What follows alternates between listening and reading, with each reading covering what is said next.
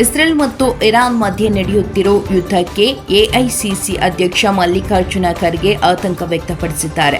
June 23ರಂದು ಸಂಜೆ 5 ಗಂಟೆಗೆ ಕಲಬುರಗಿಯಲ್ಲಿ ಮಾತನಾಡಿದ ಅವರು, ಜಗತ್ತಿನ ಯಾವ ದೇಶಗಳಿಗೂ ಯುದ್ಧ ಒಳ್ಳೆಯದಲ್ಲ. ಎಂತಹುದೇ ಸಮಸ್ಯೆವಿದ್ರೂ ಮಾತುಕತೆ ಮೂಲಕ ಬಗೆಹರಿಸಿಕೊಳ್ಳಬೇಕೆಂದು ಮಲ್ಲಿಕಾರ್ಜುನ ಖರ್ಗೆ ಸಲಹೆ ನೀಡಿದ್ದಾರೆ. ಇರಾನ್ ಮೇಲೆ ಅಮೆರಿಕ ದಾಳಿಗೆ ಖರ್ಗೆ ಇದೇ ವೇಳೆ ಆಕ್ರೋಶ ವ್ಯಕ್ತಪಡಿಸಿದ್ದಾರೆ. ಇರಾನು ಮತ್ತು ಇಸ್ರಾಯೇಲ್ ಯುದ್ಧ ಇದು ಪ್ರಪಂಚಕ್ಕೆ ಒಳ್ಳೆಯದಲ್ಲ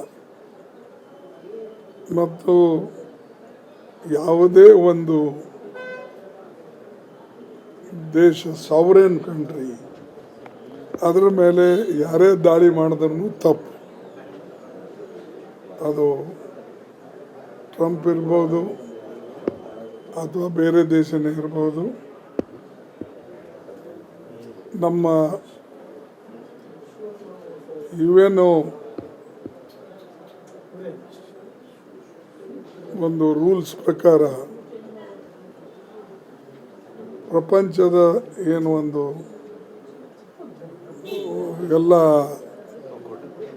ಒಕ್ಕೂಟಿ ಏನು ಕಾನೂನುಗಳು ಮಾಡಿಕೊಂಡಿದ್ದಾರೋ ಆ ಪ್ರೆಸಿಡೆಂಟ್ಸ್ನಲ್ಲಿ ಇಲ್ಲಿವರೆಗೆ ಯಾರೂ ಕೂಡ ಒಂದು ಸ್ವತಂತ್ರವಾದಂಥ ದೇಶದ ಮೇಲೆ ಇನ್ನೊಬ್ಬರು ದಾಳಿ ಮಾಡಿಲ್ಲ.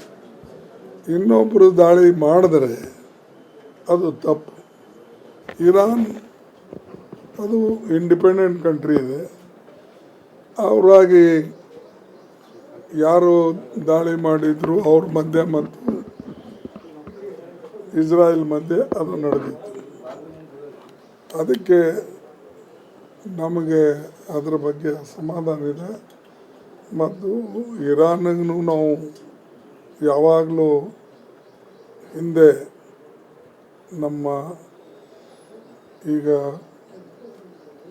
UPA ಸರ್ಕಾರ ಇರ್ಬೋದು, ಹಿಂದೆ ಇಂದಿರಾ ಗಾಂಧಿಯವರು ಇರ್ಬೋದು, ಜವಾಹರ್ಲಾಲ್ ನೆಹರು ಅವ್ರ ಕಾಲದಲ್ಲಿ ಎಲ್ಲ ಕಾಲದಲ್ಲಿ ನಾವು ಇರಾನ್ ಜೊತೆಯಲ್ಲಿ ಅವರು ನಾವು ಹೊಂದ್ಕೊಂಡು ಹೋಗಿದ್ದೇವೆ ಮತ್ತು ಅನೇಕ ವಿಷಯಗಳು ಬಂದಾಗ ನಾವು ಒಂದಾಗಿ ಕೆಲಸ ಮಾಡಿದ್ದೇವೆ. ಈವನ್ ಜಮ್ಮು ಕಾಶ್ಮೀರದಂಥ ಕೆಲವು ಕಠಿಣ ಪರಿಸ್ಥಿತಿ ಬಂದಾಗ ಏನು ರೆಸಲ್ಯೂಷನ್ ಪಾಸ್ ಆಗ್ತಿತ್ತು, ಅವ್ರು ಎಂದೂ ಕೂಡ ಪಾಕಿಸ್ತಾನಕ್ಕೆ ಸಪೋರ್ಟ್ ಮಾಡಲಿಲ್ಲ, ಇಂಡಿಯಾಗೆ ಸಪೋರ್ಟ್ ಮಾಡಿದ್ರು. ಈಗ ನಮ್ಗೆ ಎಣ್ಣೆ ಕೊರತೆ ಅದ ಅನ್ನೋದು, ಕ್ರೂಡ್ ಆಯಿಲ್ ಕೊರತೆ ಇದ್ದಾಗೂ ಅವ್ರು ನಮಗೆ ಅಲ್ಲಿಂದ ನಾವು ಅವ್ರ ಹತ್ರದಿಂದ ತಗೊಳ್ತೇವೆ. ಹೀಗೆ ಆಯಿಲ್ ತೆಗೆದುಕೊಳ್ತಕ್ಕಂಥ ಒಂದು ದೇಶ ಯಾವ ದೇಶದಲ್ಲಿ ನಾವು ತಗೊಳ್ತೇವೆ ಮತ್ತು ಪ್ರಪಂಚದಲ್ಲಿ ಎಷ್ಟು ದೊಡ್ಡದೇ ದೇಶ ಇರ್ಬೋದು, ಶಾಂತಿ ಇರಬೇಕಾದ್ರೆ ಆ ದೇಶಕ್ಕೆ ಒಳ್ಳೆಯದಾಗ್ತದೆ. ಶಾಂತಿ ಇಲ್ಲ ಅಂದರೆ ಆ ದೇಶ ಅದನ್ನು ವಿನಾಶ ಕಡೆ ಹೋಗ್ತದೆ. ಅದಕ್ಕಾಗಿ ನಮ್ಮ ನಿಲುವು ಏನಂದರೆ, ನಾವು ಇರಾನ್ ಮತ್ತು ಇಸ್ರಾಯೇಲ್ ಮತ್ತು ಪ್ರಪಂಚದಲ್ಲಿ ಎಲ್ಲಿ ಈಗ ಜಗಳಗಳು ನಡೆದಿವೆ ಯಾವ್ಯಾವ ದೇಶದಲ್ಲಿ, ಅವೆಲ್ಲ ದೇಶದಲ್ಲಿ ಅಶಾಂತಿ ಉಂಟಾಗಿದೆ. ಅದಕ್ಕೆ ಅಶಾಂತಿ ಇರಬಾರ್ದು. ಈಗ ಹಿಂದೆ ನಮ್ಮ ದೇಶದಲ್ಲಿ ಯಾವಾಗಲೂ ಕೂಡ ಮೊದಲಿಂದ ಒಂದು ಮಾತು ಹೇಳ್ಕೊಂಡು ಬಂದಿದ್ದಾರೆ, ಪ್ರಪಂಚಕ್ಕೆ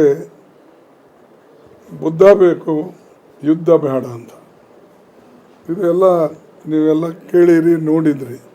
ಹಾಗೆ ಇವತ್ತು ಬುದ್ಧನ ತತ್ವಗಳು, ಶಾಂತಿ ತತ್ವಗಳ ಬೇಕೇ ಹೊರತಾಗಿ ಯುದ್ಧ ಅಲ್ಲ. ಯುದ್ಧದಿಂದ ಸರ್ವನಾಶ ಆಗ್ತದೆ ಮತ್ತು ಸರ್ವನಾಶ ಆದಮೇಲೆ ನೀವು ಯಾರ ಮೇಲೆ ಆಳ್ತೀರಿ? ಅದಕ್ಕಾಗಿ ಎಲ್ಲ ನಾವು ಯೋಚನೆ ಮಾಡಿಕೊಂಡೆ ಇವು ಎಲ್ಲನೂ ಯಾರ ಸಮುದ್ರ ಮಾರ್ಗದಿಂದ ಕ್ಲೋಸ್ ಮಾಡ್ತೀನಿ ಅಂತಾರೆ. ನ್ಯಾಚುರಲಿ ಅವರಿಗೆ ಏನು ಅನುಕೂಲ ಇರ್ತದೆ, ಇನ್ನೊಬ್ಬರು ನಾವು ನಿಮಗೇನು ಸಪ್ಲೈ ಮಾಡ್ತೀವಿ ಅದು ಬಂದು ಮಾಡ್ತೀವಿ. ಇವೆಲ್ಲ ಮಾತು ಯಾಕೆ ಬರ್ತಾವಂದರೆ ಒಬ್ಬರ ಮೇಲೆ ಒಬ್ಬರು ಇದು ನಾವು ಈ ಬಂಧನಗಳು ಹಾಕ್ಕೊಂಡು ಹೋದರೆ ಬೇರೆ ದೇಶಗಳಿಗೂ ತೊಂದರೆ ಆಗ್ತದೆ. ಇನ್ಫ್ಲೇಷನ್ ತೊಂದರೆ, ಇವತ್ತು ಇನ್ಫ್ಲೇಷನ್ ಆಗಲಿ, ಬೇರೆ ಬೇರೆ ಎಲ್ಲ ಎಸೆನ್ಷಿಯಲ್ ಕಮಾಡಿಟೀಸ್ ಏನಿವೆ ಅವೆಲ್ಲ ಭಾಳ ಕಾಸ್ಟ್ಲಿ ಆಗ್ತವೆ ಮತ್ತು ಜಗತ್ತಕ್ಕೆ ತೊಂದರೆ ಆಗ್ತದೆ. ಅದಕ್ಕಾಗಿ ನಾವು ಯಾವಾಗಲೂ ಇದೇ ನಿಲುವು ತೊಗೊಂಡಿದ್ದೇವೆ. ಎಲ್ಲ ದೇಶ ಸ್ವತಂತ್ರವಾಗಿರ್ತಕ್ಕಂಥ ದೇಶಗಳನ್ನು ಶಾಂತಿಯುತವಾಗಿರಬೇಕು, ಅಥವಾ ಶಕ್ತಿಶಾಲಿ ದೇಶಗಳಿರ್ತಕ್ಕಂಥವ್ರನ್ನು ಈ ಶಾಂತಿ ಭಂಗವನ್ನು ಮಾಡೋಕ್ಕೆ ಹೋಗಬಾರ್ದು. ಶಾಸಕರು ರಾಜ್ಯದವರು ನಮ್ಮ ಸ್ಟೇಟ್ ಆಕ್ಟಿವಿಟಿ ಮಿನಿಸ್ಟರ್ನ ಅಮೆರಿಕ ಟೂರ್ ಬ್ರೇಕ್ ಆಗ್ತದೆ ಸರ್. ಅದು ಅವರಿಗೆ ಕೇಳಿ ಬರ್ತಾರೆ ನಾಳೆ. I don't speak such things. ಇದು ಎಲ್ಲ ಹೇಳಿದ್ವಿ, ದೇಶದ ಬಗ್ಗೆ ಹೇಳಿದ್ವಿ, ಇನ್ನೂ ಹೇಳಬಹುದು. ಅದೇ ಮತ್ತು ನೀವು ಅದೇ ಇಲ್ಲಿ ಬರ್ತಾರಲ್ಲಪ್ಪ ಇರಬೇಕು ಮತ್ತು ಒಂದಾಗಿದ್ದಾಗ ಮಾತ್ರ ನಾವು ಈಗ ಮೋದಿ ಅವರು ದೇಶದ ಮೇಲೆ ಸಂಕಟ ಬಂದಿದೆ ಅಂತ ಹೇಳಿ ಎಲ್ಲರಿಗೆ ಒಂದಾಗಬೇಕು, ಒಂದಾಗಿ ಒಂದು ಮೀಟಿಂಗ್ ಮಾಡಬೇಕಂದ್ರು. ನಾವು 2 ಸಾರಿ ಮೀಟಿಂಗ್ ಅವರೇ ಕರೆದರು, ಅವರೇ ಬರಲಿಲ್ಲ. ಇದು ಏನು ತೋರಿಸ್ತಾ ಇದೆ ಅಂದರೆ ಅಹಂಕಾರ. ಅರೆ ನಾವೆಲ್ಲ ಒಂದಾಗಿ ದೇಶದ ರಕ್ಷಣೆ ಮಾಡೋಗೋಸ್ಕರ ಎಲ್ಲ ನಮ್ಮ ಕೆಲಸಗಳು ಬಿಟ್ಟು ಇದಕ್ಕೆ ಮಹತ್ವ ಕೊಟ್ಟು ಕನ್ಯಾಕುಮಾರಿಯಿಂದ ಕಾಶ್ಮೀರವರೆಗೆ ಎಲ್ಲ ಮುಖಂಡರು ಬಂದರು, ಅವರೇ ಬರಲಿಲ್ಲ. ಅವರು ಎಲೆಕ್ಷನ್ ಭಾಷಣಗಳು ಮಾಡ್ಕೊಂಡು ಹೋದರು. ಅವರು ಆಸಾಮ್ಗೆ ಹೋದರು, ಅವರು ಬಿಹಾರ್ಗೆ ಹೋದರು. ಈ ಕೆಲಸನೇನ ನೀವು ಮಹತ್ವದ ಪ್ರಪಂಚದಲ್ಲಿ ಜನ ಸಾಯ್ತಾ ಇದ್ದಾರೆ, ನಾನು ವಿಶ್ವಗುರು ಅಂತ ಹೇಳ್ಕೊಂಡು ಹೋಗಿ ನೀವು ಬಿಹಾರ್ ಎಲೆಕ್ಷನ್ ಮಾಡ್ಕೋತ ಆಸಾಮ್ ಎಲೆಕ್ಷನ್ದ ಮುಂದಿನ ಯೋಚನೆ ಮಾಡ್ಕೋತ ಹೋದ್ಮೇಲೆ ದೇಶದ ಜನರಿಗೆ ಮರ್ಯಾದೆ ಕೊಡ್ತಾ ಇದ್ದೀರ, ಅಥವಾ ಯಾವ ದೇಶ ಎಲ್ಲ ಮುಖಂಡರು ಒಂದಾಗಿ ನಿಮಗೆ ದೇಶದ ನಮ್ಮ ಸೈನಿಕರಿಗೆ ಬೆಂಬಲ ಕೊಟ್ಟರು, ಅದರ ಬಗ್ಗೆ ನಿಮ್ಮದೇನು ವಿಚಾರ ಇಲ್ಲ. ನಾಳೆ ಸೈನಿಗೆ ನಾವೆಲ್ಲ ಒಕ್ಕಟ್ಟಾಗಿದ್ದೇವೆ ಅಂತಕ್ಕಂಥ ಮೆಸೇಜ್ ಕೊಟ್ಟರೆ ತಾನೇ ಅವ್ರಿಗೂ ಸ್ವಲ್ಪ ಶಕ್ತಿ ಬರ್ತದೆ. ಸೊ ಇಂಥವೆಲ್ಲ ವಿಷಯಗಳಿವೆ. ಅದಕ್ಕಾಗಿ ನಾವು ಇರಾನ್ ಮೇಲೂ ದಾಳಿ ಆಗಬಾರ್ದು. ಇಸ್ರಾಯೇಲ್ನು ಈಗ ದಾಳಿ ಮಾಡಿದ್ದನ್ನು ತಪ್ಪಿಸಬೇಕು.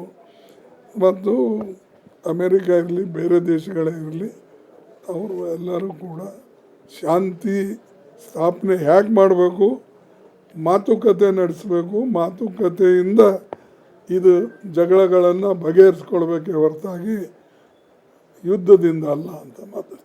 Thank you sir.